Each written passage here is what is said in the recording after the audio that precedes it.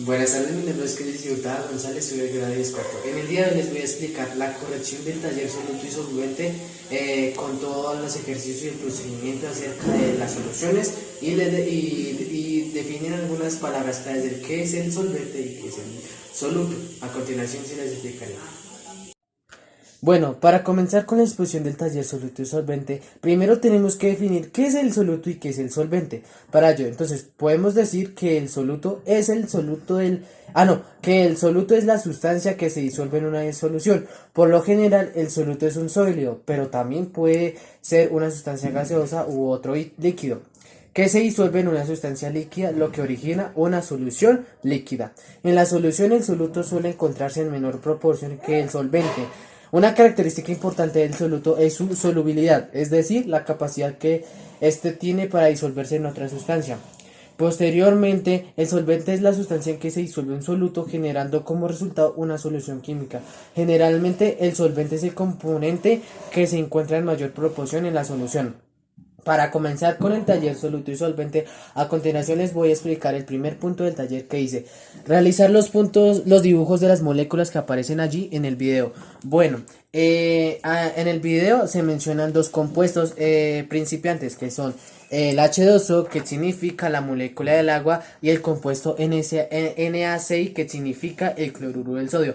Bueno, por otra parte, ¿qué es lo que nos está dando como reflexión acerca de ese video? Bueno, el video nos explica que existen una gran cantidad de sustancias biónicas y que una de ellas es la sal de mesa, y por ello que el cloruro de sodio tiene estructura cristalina, o sea, la que se menciona ahí.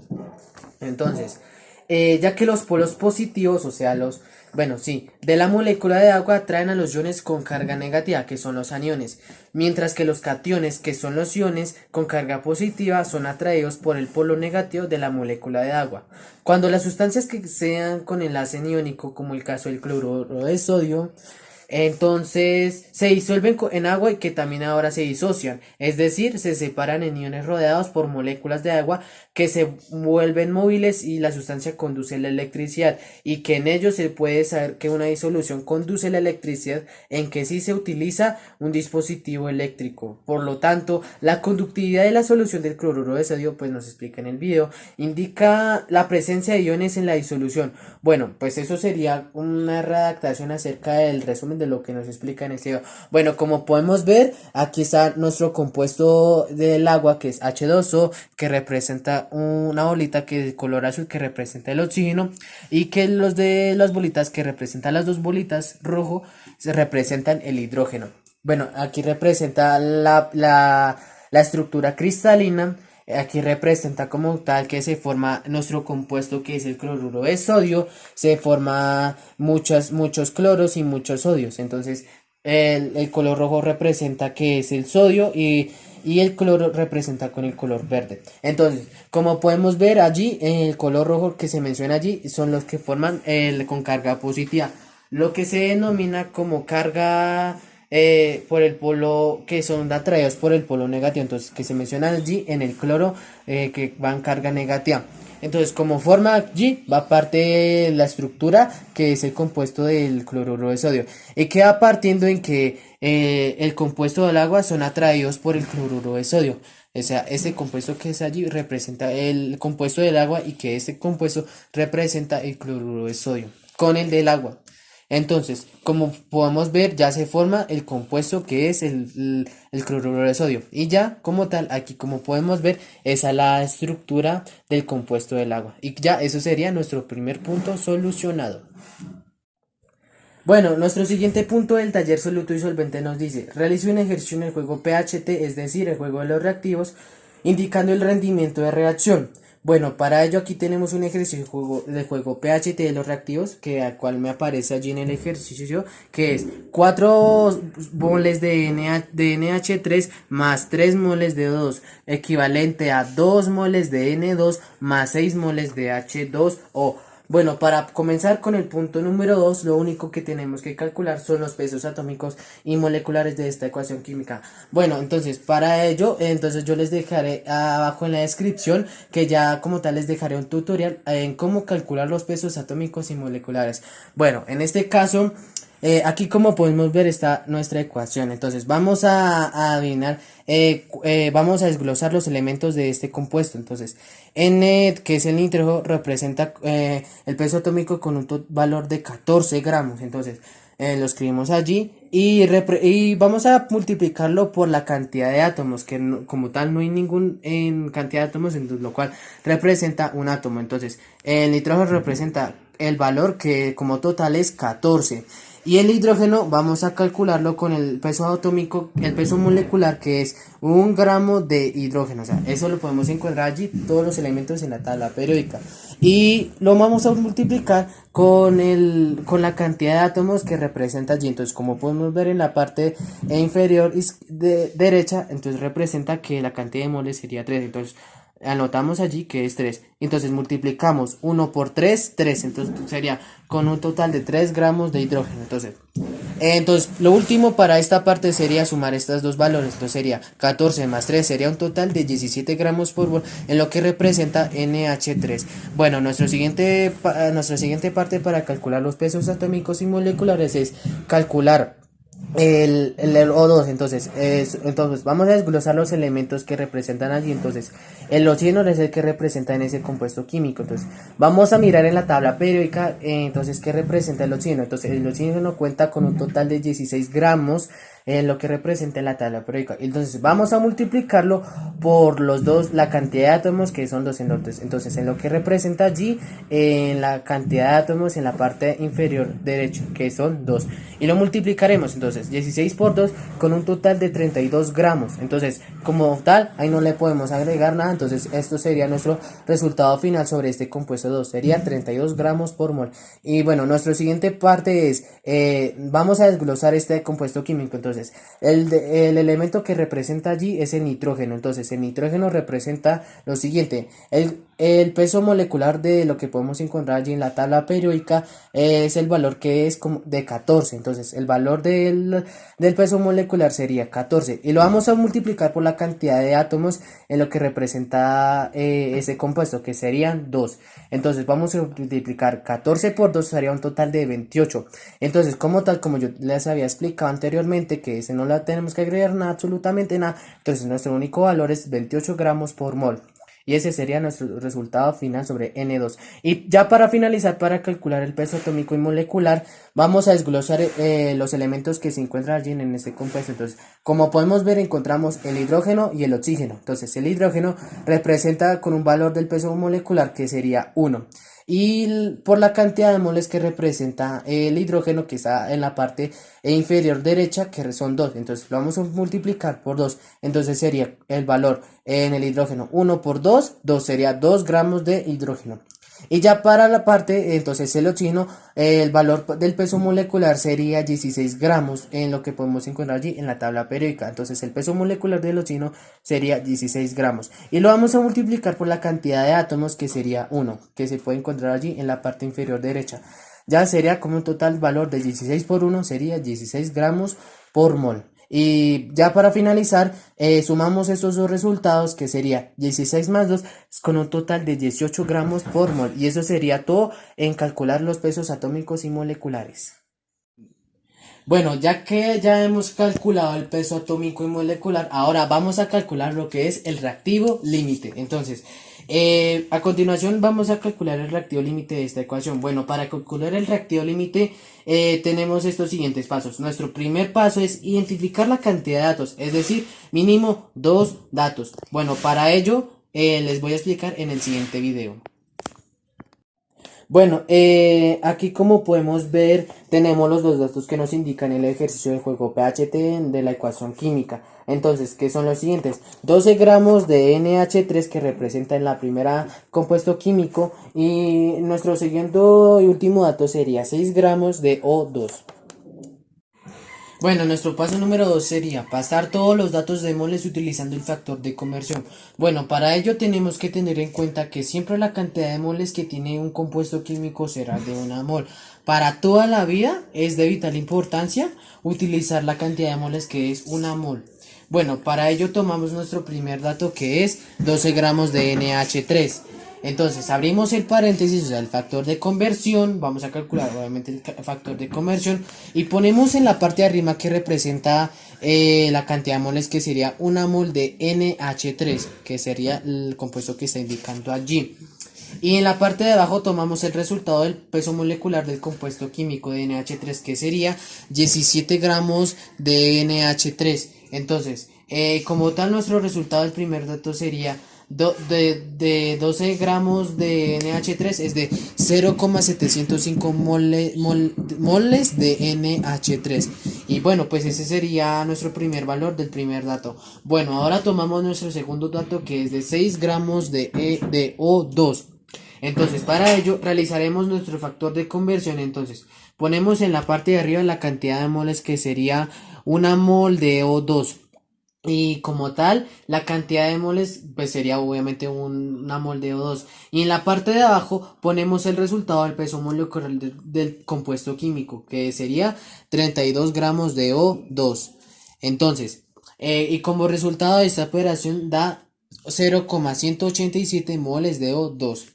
Bueno, nuestro siguiente paso, que es el número 3, es colocar el título de lo que tengo. Bueno, aquí como podemos indicar allí, ya está puesto de lo que tengo. Ya está puesto, ya como tal, es lo que tengo calculado allí. La ecuación para de calcularlo, ya está resuelto la primera parte de lo que es de lo que tengo del reactivo límite.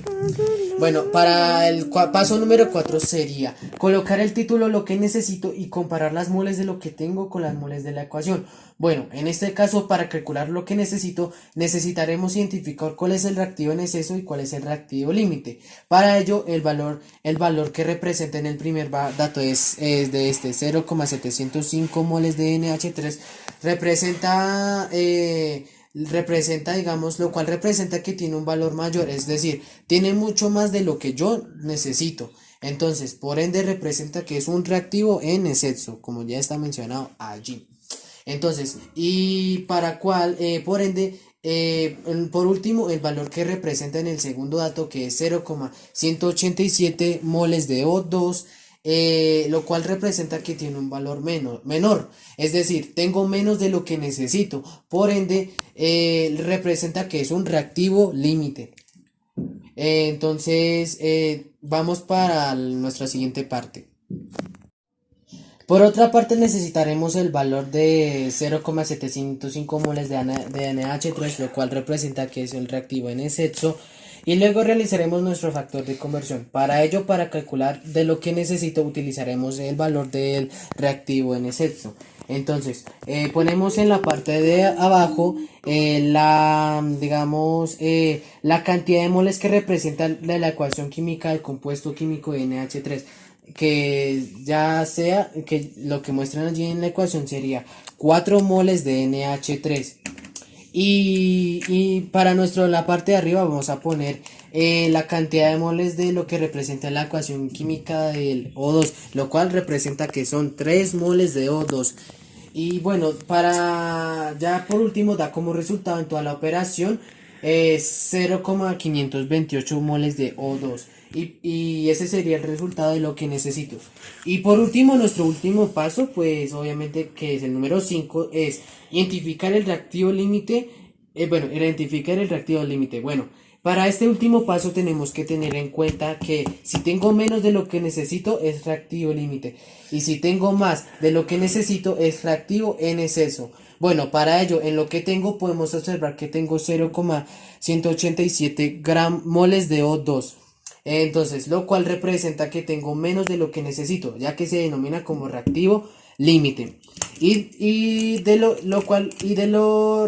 que necesito, pues obviamente tengo 0,528, lo cual representa que ya sería calculado en lo que necesito, lo cual sería que tengo más de lo que necesito, ya que se denomina como reactivo en exceso. Y eso sería el procedimiento de calcular el reactivo límite. Bueno, chicos, ahora vamos a calcular lo que es el rendimiento teórico. Bueno, como podemos ver, necesitaremos el valor de nuestro reactivo límite, que es 0,187 moles de O2. Luego vamos a calcular lo que es el factor de conversión. Bueno, para ello en la parte de arriba ponemos la cantidad de moles de lo que nos aparece en nuestra ecuación química, que es 4 moles de NH3. Bueno, en nuestra primera parte del ejercicio de nuestra ecuación química. Bueno, luego en la parte de abajo ponemos nuestro resultado, o sea, nuestro reactivo límite, o sea, que es 0,187 moles de O2. Luego le agregamos otro factor de conversión. Para ello tenemos que poner en la parte de arriba lo que es el resultado de nuestro peso molecular, que es de nuestro compuesto químico, que es NH3, que es 17 gramos de NH3. Y por último, en la parte de abajo ponemos la cantidad de moles de lo que nos aparece allí en nuestra ecuación química, que es 3 moles de O2. Y bueno, para finalizar, por último, vamos a calcular todo esto y como resultado nos da 0,528 del rendimiento teórico. Y bueno, eso es como tal nuestro rendimiento teórico para el NH3. Bueno, ahora les voy a explicar cómo calcular el rendimiento real. Bueno, para ello el valor de rendimiento real, lo cual se tiene que hallar en el laboratorio. Posteriormente, el valor que representa en mi caso de mi ejercicio, el rendimiento real es de 70 gramos, en lo que está allí. Entonces, bueno, después utilizaremos el valor del rendimiento, bueno, pues teórico de lo que es 0,528 gramos del rendimiento teórico. Entonces, como tal, vamos a dividir estos 70 gramos con los 0,528 gramos. Entonces, como resultado nos da un 132,57. Eso sería nuestro resultado. Y para ello lo vamos a multiplicar por 100. Y por ende, nuestro resultado final de nuestro rendimiento real es 13,257, ya que se denomina como que se representa nuestro rendimiento real. Bueno, eso sería todo para calcular nuestro rendimiento real. Bueno, posteriormente ahora yo les voy a explicar nuestro siguiente punto de nuestro taller soluto y solvente. Lo que nos dice allí: realice la estructura de Lewis e indique si el compuesto es polar o apolar. Bueno, a continuación se los voy a explicar en la siguiente parte. Bueno, en este caso, para calcular nuestra estructura de Lewis utilizaremos nuestro primer producto de lo que nos menciona allí en nuestra ecuación química, ya que se denomina que es 2 moles de N2. O sea, ya se los voy a mostrar en unos instantes. Bueno, aquí como podemos ver en nuestra ecuación química, ahí está nuestro primer producto, que es 2 moles de N2, ya que se establece que allí vamos a calcular para establecerlo calcular nuestra estructura de Lewis. Luego de ello vamos a tener en cuenta nuestros siguientes pasos. Bueno, nuestro primer paso sería colocar el elemento de la mitad. En este caso, nuestro compuesto químico, el elemento de la mitad sería el nitrógeno. Bueno, nuestro segundo paso sería colocar los elementos de alrededor del elemento de la mitad. En este caso, como no vemos otro elemento químico en nuestro compuesto químico, entonces pondremos otro elemento químico que es el nitrógeno. Entonces lo ponemos aquí en la parte de al lado. Entonces, ya que se está representando como N2, y ya que como podemos ver tenemos dos nitrógenos en nuestra estructura de Lewis. Bueno, nuestro tercer paso sería colocar los elementos sobrantes. En este caso no es necesario poner un elemento sobrante, porque nada más tenemos dos nitrógenos en nuestro compuesto químico del producto de nuestra ecuación química, ya que eso puede quedar que el ejercicio quede mal hecho. Y bueno, nuestro último paso sería colocar los electrones de cada elemento y enlazar. Bueno, en este caso, el nitrógeno tiene 5 electrones, entonces nos contamos 1, 2, 3, 4, 5. Así con el otro compuesto que es el nitrógeno: 1, 2, 3, 4 y 5. Ya que está ubicado en el grupo 5A de la tabla periódica. Y así con los demás nitrógenos, o sea, con este que ya te había mencionado allí. Luego enlazaremos nuestra estructura de Lewis y por ende entonces lo enlazamos este con este este con este y este con este, ya que quedarían como tres rayitas, o sea, tres electrones unidos. Entonces, los elementos sobrantes vamos a realizarlos con las nubes electrónicas. Entonces enlazaremos, cogemos esta parte, ya que quedaría con una nube electrónica. Y con la otra parte que quedó sobrante, vamos a tomar este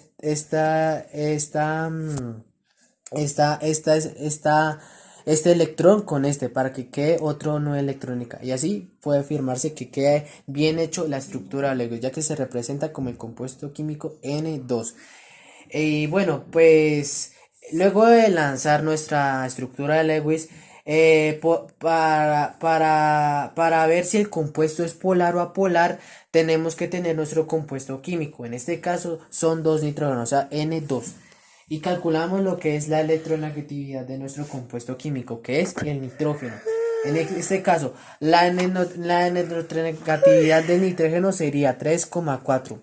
Y lo vamos a restar con otra vez con este 3,4 porque está de repente repetido el nitrógeno porque representa N2. Y ya como resultado final nos quedaría igual a 0. Y bueno, para finalizar, para dar como no la estructura de Lewis, por ende, ya que eso nos representa que la diferencia electronegativa es menor a 0,3, por ende es covalente a apolar. Entonces nuestro compuesto de la estructura de Lewis es apolar. Y en ello se establece que nuestro compuesto que sí es apolar lo denominamos como un solvente denominado hexano o benceno. Y eso sería todo para calcular nuestra estructura de Lewis. Bueno, a continuación les voy a explicar acerca de la solubilidad, la polaridad y un repaso acerca de las soluciones. Bueno, una solución química, ya sabemos que una solución química es la mezcla homogénea de una o más sustancias disueltas en otra sustancia en mayor proporción, ya que una solución química es compuesta por un soluto y un solvente, es decir, las soluciones químicas que pueden establecerse se pueden presentar en los tres estados de la materia, que son el estado líquido, el estado físico y el estado gaseoso, y que a su vez sus solutos y sus solventes también pueden representarse en esos tres estados. Bueno, eso sería como repasos acerca de las soluciones. Bueno, ahora les voy a explicar qué es la polaridad. La polaridad es la propiedad física que disponen aquellos agentes que se acumulan en los polos de algún cuerpo y que polarizan, ya que se puede establecer en que si es polar o que si es apolar en cualquier ejercicio de algún compuesto químico. Y por último, les voy a explicar qué es la solubilidad.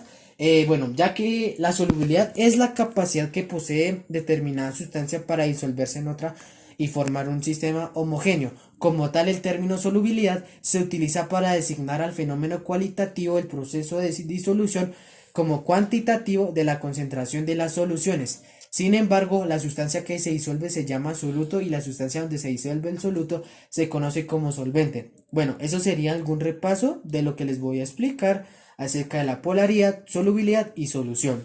Ahora les voy a explicar cómo calcular mi solubilidad. Bueno, tenemos que tener en cuenta que para calcular mi solubilidad tenemos que tener el resultado de nuestro rendimiento teórico, que es 0,528 gramos de NH3. Bueno, y por último, ya que tenemos nuestro dato de nuestro rendimiento teórico, lo vamos a dividir entre 1000 mililitros, ya que un litro consiste en que se convierte en 1000 mililitros. Y para finalizar, nuestro resultado sería 0,000528 gramos de mililitros de el hexano, ya que el hexano es nuestro solvente utilizado para nuestra estructura de Lewis como para nuestra lo que es mi solubilidad. Y eso sería todo por hoy, chicos, en la explicación del taller. Ya. Bueno, chicos, eso sería todo por hoy. Recuerda que quédate en casa, y recuerda que no olvides darle like y suscribirte. Y no olvides de estar bien pendiente de mis videos acerca de tutoriales acerca de química, física o las demás materias. Y recuerda, numeral, quédate en casa. Chao.